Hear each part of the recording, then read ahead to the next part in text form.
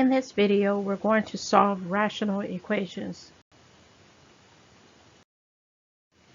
Solving rational equations. Here are the steps for solving rational equations. Step 1, determine the LCD of all denominators involved.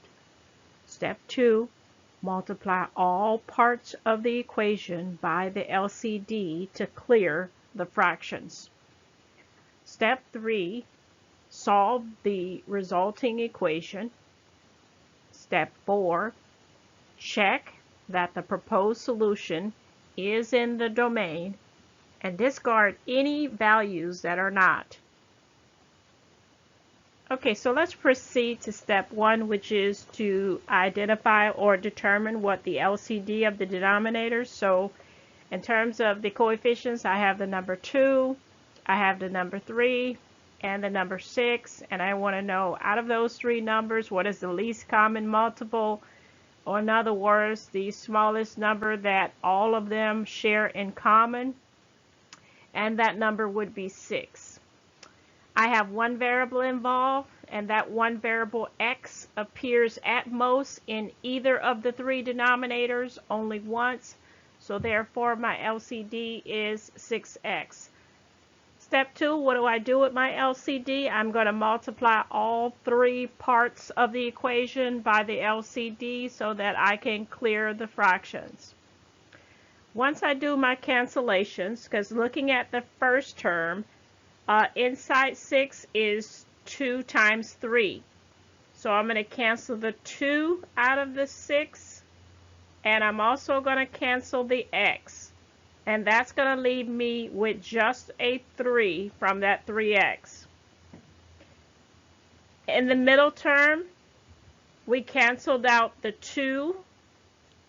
We canceled the 3 out of the 6, and we left the 2.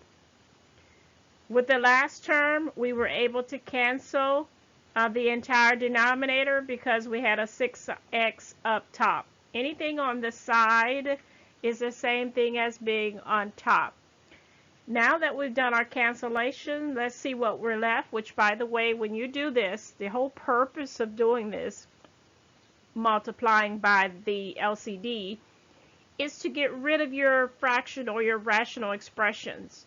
It should leave you with just a clean regular equation for which you solve for x. So here we have 3 times 3, and that's going to give me 9 for my first term. The second term, 2 times x times 1, multiplying all that, is going to give me negative, because it has a negative in front of it, negative 2x.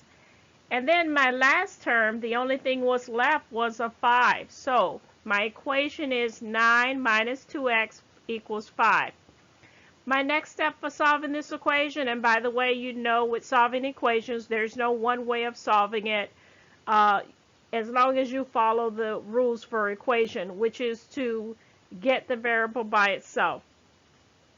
So then to isolate the variable here, I'm going to go ahead and proceed by subtracting 9 from each side, then divide by negative 2, and x equals 2.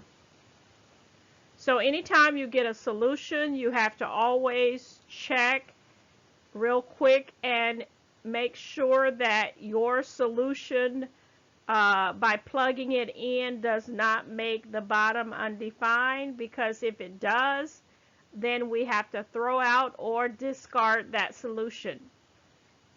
So if we say x equals 2, if we go to the first expression and we plug in a 2 for x, we're going to get a 4 under the bottom. So we're good with that. That's fine.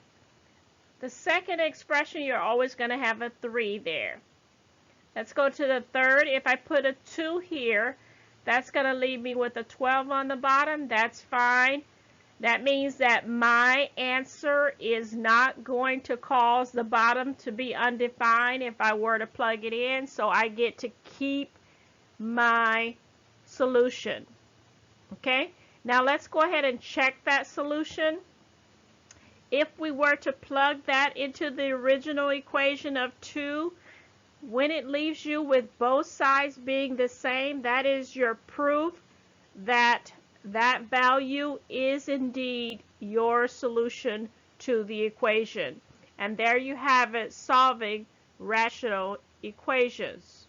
And by the way, the one number that would make this expression undefined was 0. 0 was the one number you couldn't have, because by placing a 0 where the x's are, it would have made your equation undefined.